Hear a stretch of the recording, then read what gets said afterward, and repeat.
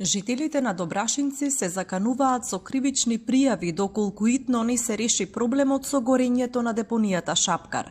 Гневни се што речиси цела седмица не може да се стави под контрола депонијата во која ѓубрето го фрлаат 3 општини – Струмица, Босилово и Василево. Жителите велат дека се будат и заспиваат во чат.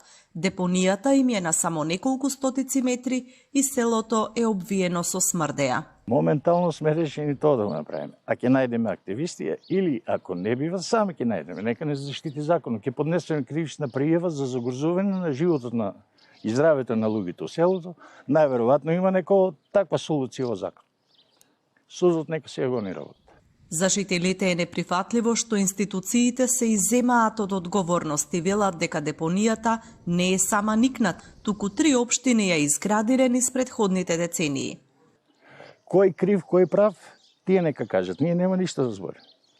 Значи ќе оттужиме директорот на Комуналец Струмица, градоначалникот на Струмица и градоначалникот на општина Василево, пошто тие еден на друг си префрлаат топката кој е крив, кој е прав. Ние не знаеме, па нека се решат. А ова нема да го трпиме веќе. Депонијата гори на целата површина од околу 12 хектари. Од Струмички комуналец велат дека нејасно е како тргнал пожарот, но и покрај работата со земја, 2 булдожера и багер, како и секојдневното присуство на противпожарните екипи, не можат да го локализираат, бидејќи под слоевите ѓубре има големи количини метан кој лесно се запалува при допир со кислород.